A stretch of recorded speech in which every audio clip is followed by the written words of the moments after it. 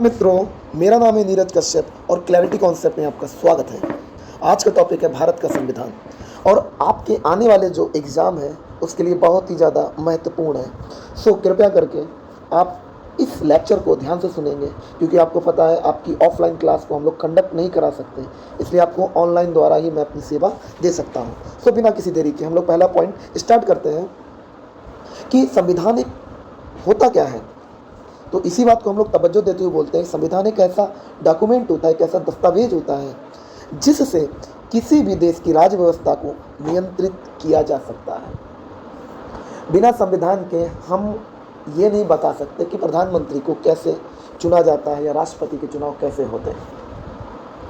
Now अगला point ये कह रहा है कि भारत का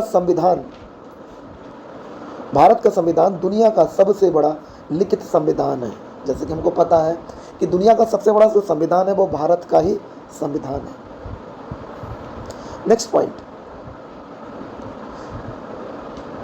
अगर सबसे पहले बात करें कि किस देश का संविधान बना था तो वह देश है ब्रिटेन।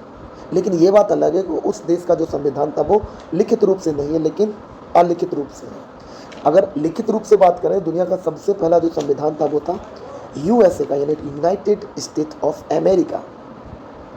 अगला पॉइंट हम लोग चलते हैं, भारत के संविधान को किसके द्वारा बनाया गया था। तो भारत के संविधान को संविधान सभा द्वारा बनाया गया था। और ये कब बनाया गया था? 1946 में।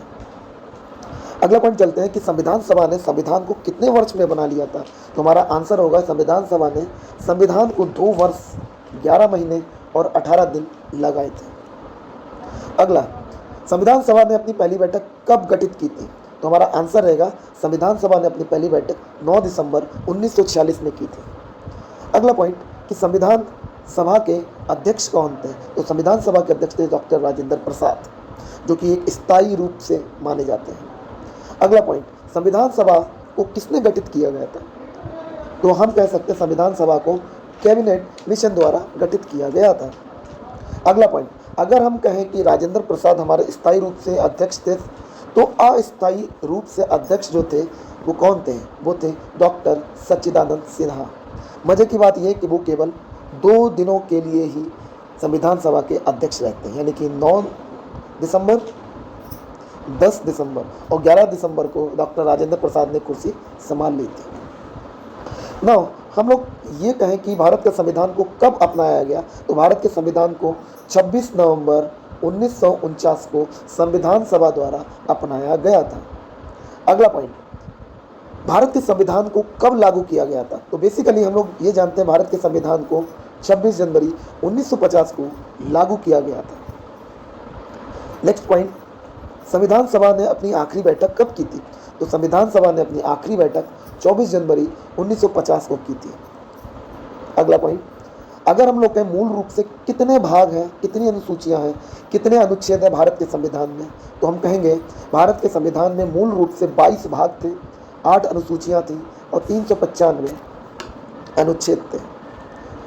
आप कोई क्वेश्चन पूछता है कि वर्तमान समय में भारत के संविधान में कितने भाग हैं, तो हम कहेंगे भारत के संविधान में वर्तमान में 25 भाग हैं, 12 अनुसूचियां हैं और 450 से अधिक अनुच्छेद हैं।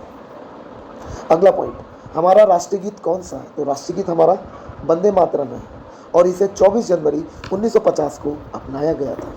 अगर हम कहें कि राष्ट्रीय गान हमारे देश का कौन सा है, तो हम कहेंगे हमारे देश का राष्ट्रीय गान जन गण मन है, जिसकी रचना रविंद्रनाथ टैगोर ने की थी। राष्ट्रीय गान को संविधान सभा द्वारा 24 जनवरी 1950 को ही अपनाया था। अगर हम लोग कहें कि राष्ट्रपति, जो कि भारत का राष्ट्रपति होता है, उसको कब अपनाया गया था, तो हम कह सकते हैं भारत के राष्ट्रपति को 24 जनवरी 1950 को संविधान सभा द्वारा अपनाया गया था।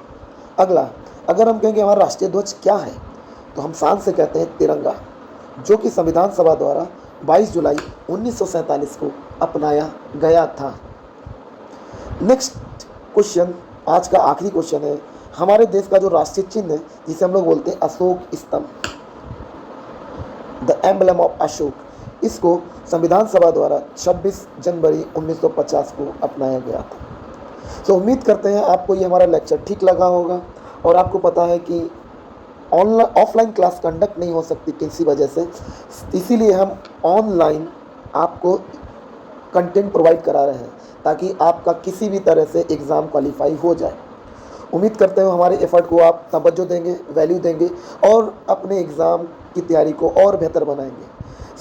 आज के लिए बस इतना ही। नमस्कार, जय हिंद और कल मिलते हैं एक नए लेक्चर साथ। धन्यवाद।